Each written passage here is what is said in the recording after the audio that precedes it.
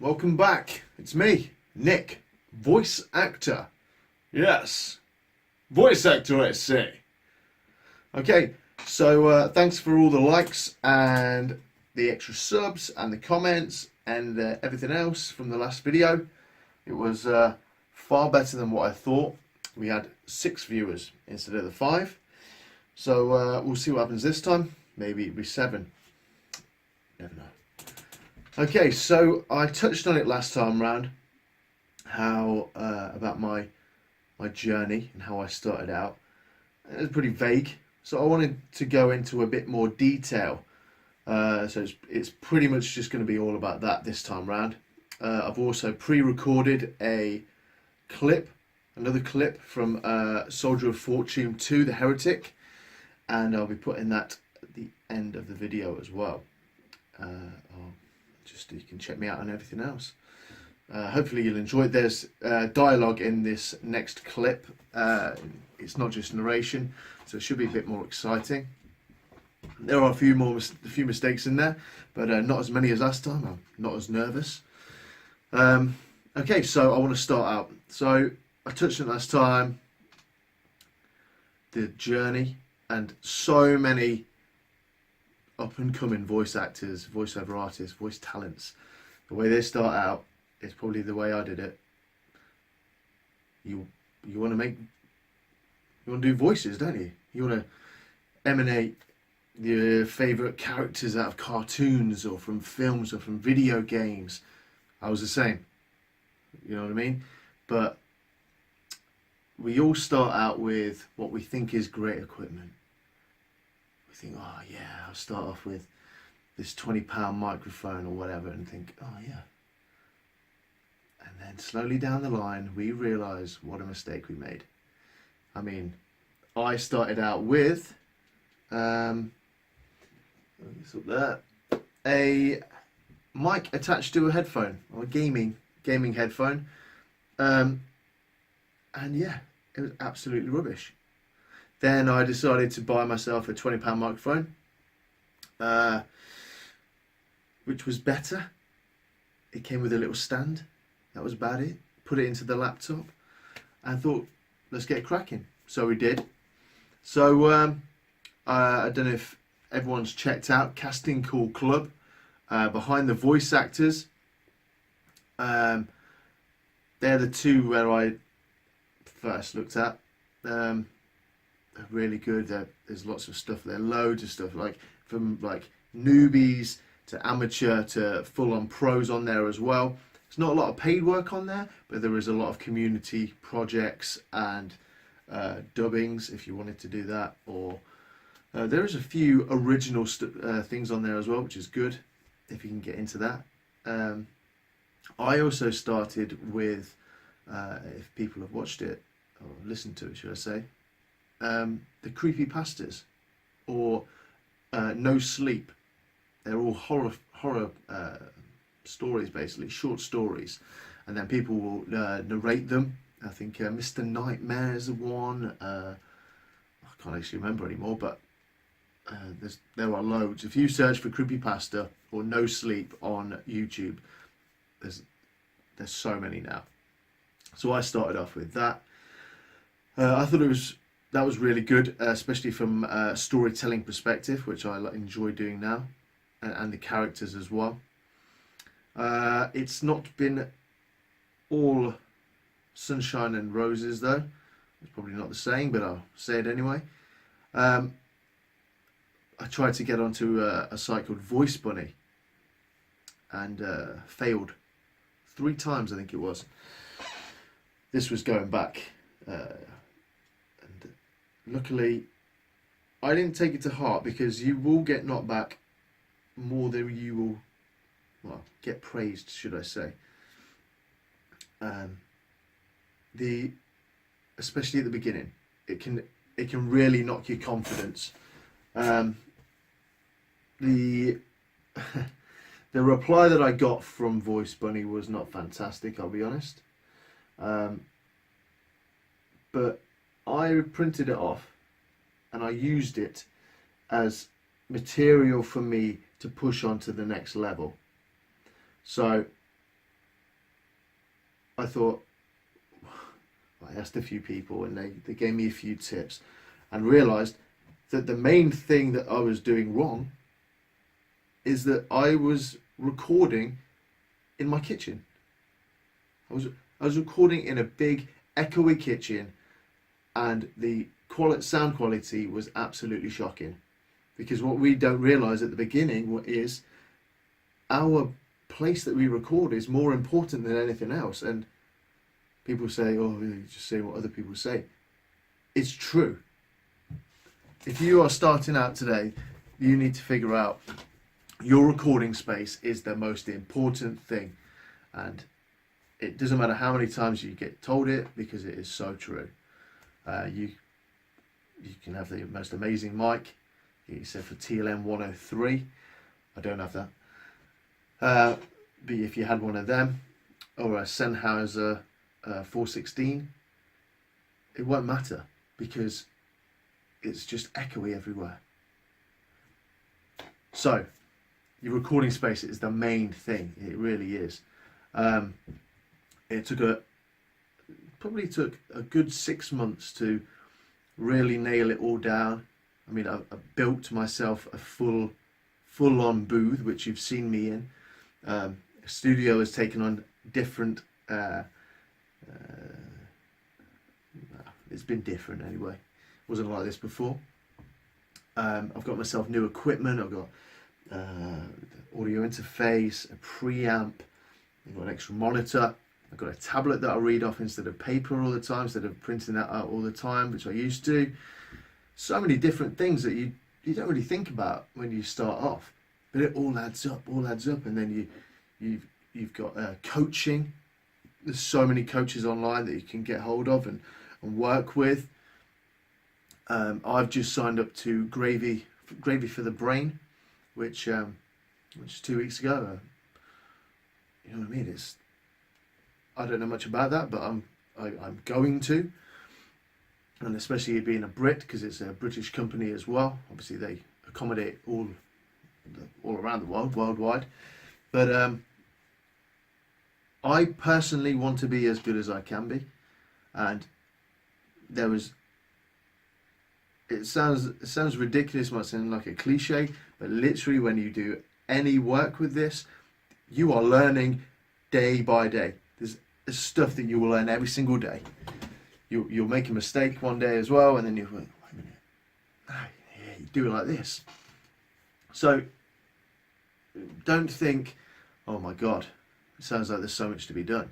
If you really want to do this, if you really want to become a voice actor or a voiceover talent,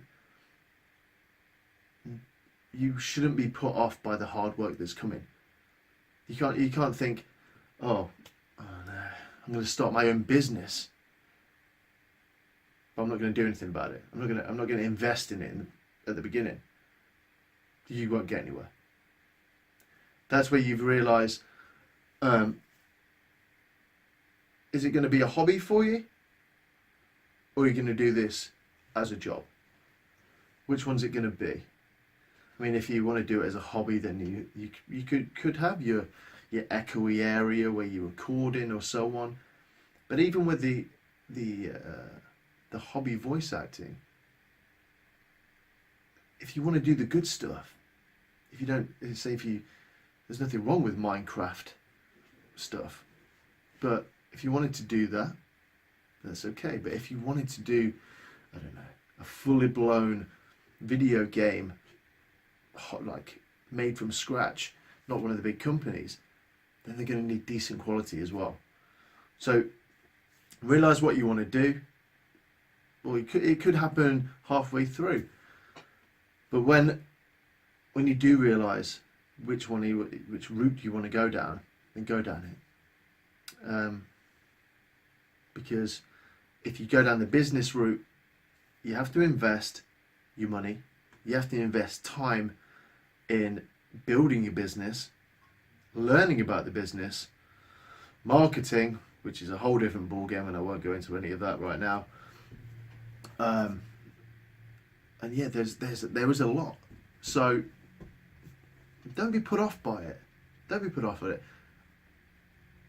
it's all hard work, but I guarantee if you spoke to any other voiceover talent or voice actor, there are going to be very, very few people who say they don't enjoy this, because it's such an enjoyable thing to do. I mean, you're putting on voices daily, all the time. Even if you're doing corporate narration or something, it doesn't matter.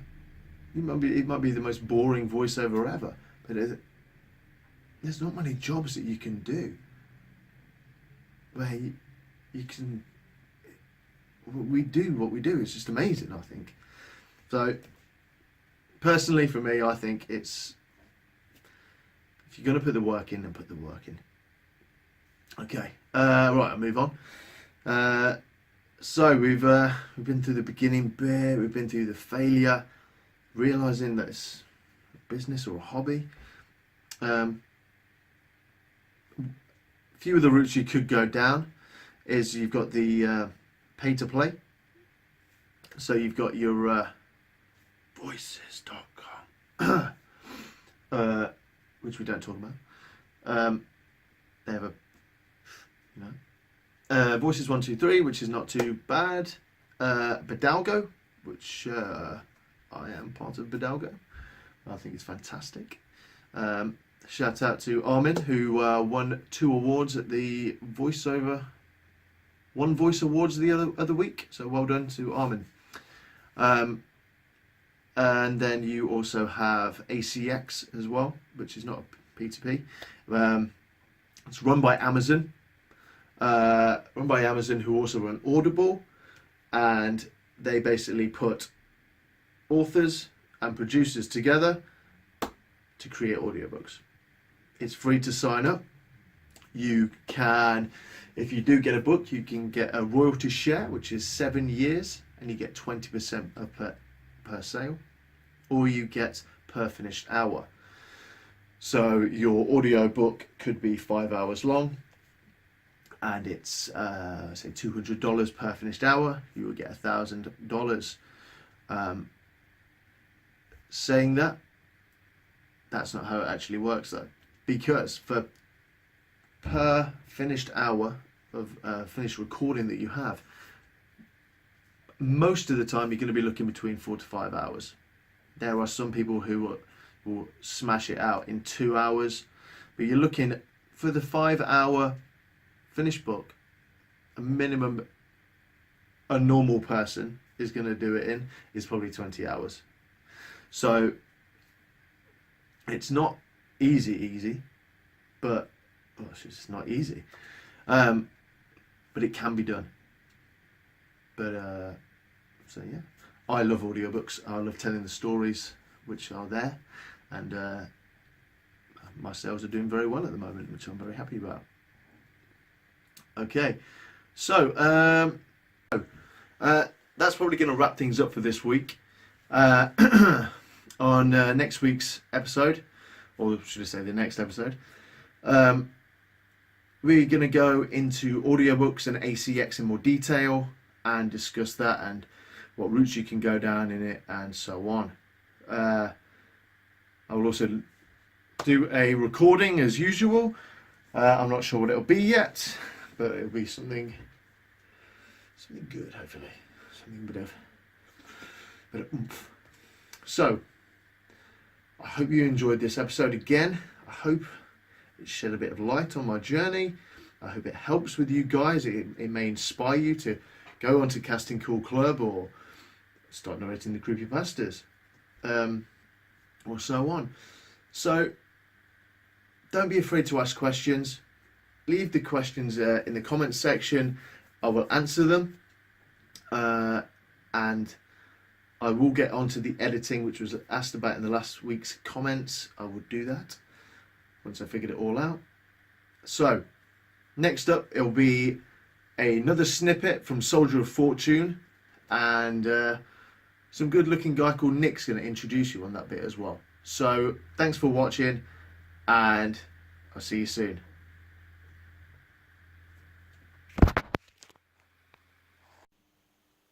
Hello again. Okay, so we're back. I'm going to do another small bit for Soldier of Fortune for you, and we've got a bit of dialogue going on now. So this is the priest and the main man, John Page. Okay, so I'm just going to crack on. My apologies, he said gravely. She is the wife of our head man, and considers herself the most important person in the village. I have told her you will be a guest in this house for a while. A guest, I said, or a prisoner? A prisoner, he replied with a shrug, if you wish to see it that way. You will remain confined until we decide what to do with you. This is unjust. I protest. I came to Bohemia to fight in your cause. You are Hussites, are you not? My lucky guess was proved correct. Excuse me. My lucky guess was proved correct. We are, said the priest, though the term is used as an insult by the enemies of Bohemia. If you speak the truth, then all well. If you speak the truth, then all well and good. True followers of Hus are welcome here, but we are at war, Master Page. Bohemia is encircled by wolves. Nowhere is safe. No stranger, especially one from foreign lands, can be trusted. He moved over to the window. I glanced at the door, where two hulking peasants stood guard. Unarmed, I had little chance of overpowering them. Both had knives tucked into their belts and carried axes. You saw the damaged houses? Asked Tomislav. I nodded. They were fired by raiders. They were fired by raiders 2 nights ago, he went on. This village has been attacked 6 times in the past year. Bohemia is sliding into anarchy. Bands of marauders roam freely about the countryside, plundering and slaying at will. We are particularly vulnerable, so close to the German border. Some of the marauders are peasants. Some of the marauders are peasants in German pay, sent to kill as many Hussites as possible. Others are merely thieves. Whatever their motives, the result is the same. Fire and famine, blood and slaughter. 8 of our people died in the... Go back. 8 of our people died in the most recent raid. 8 fresh graves in the cemetery. What about your lord? I asked. Why does he not protect you? Our young baron rode away 18 months ago, replied Tomislav. Taking his men-at-arms with him. He went to join the army in Prague and fought against Sigismund's crusaders. Do that bit again. He went to join the army in Prague and fight against Sigismund's crusaders. Since then, we've had no word of him.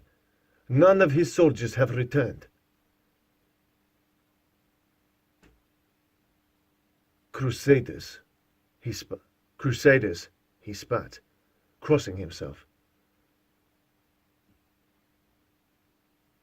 Okay, go back. Crusaders, he spat, crossing himself. They dared to call themselves holy warriors. These Germans and Hungarians and the foreign trash they hired to fill out their will.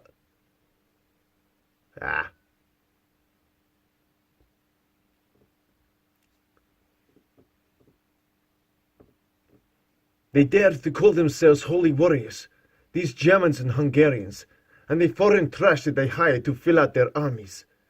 They are servants of the devil, blasphemers and murderers, slaves of that deluded villain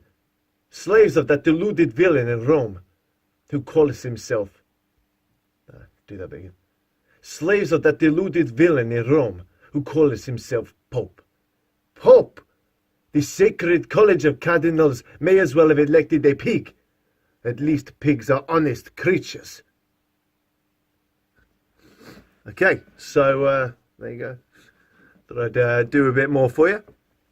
And yeah, what I'll do is this is also going to be in my next episode of the journey. So yeah, thanks for joining me. See you soon.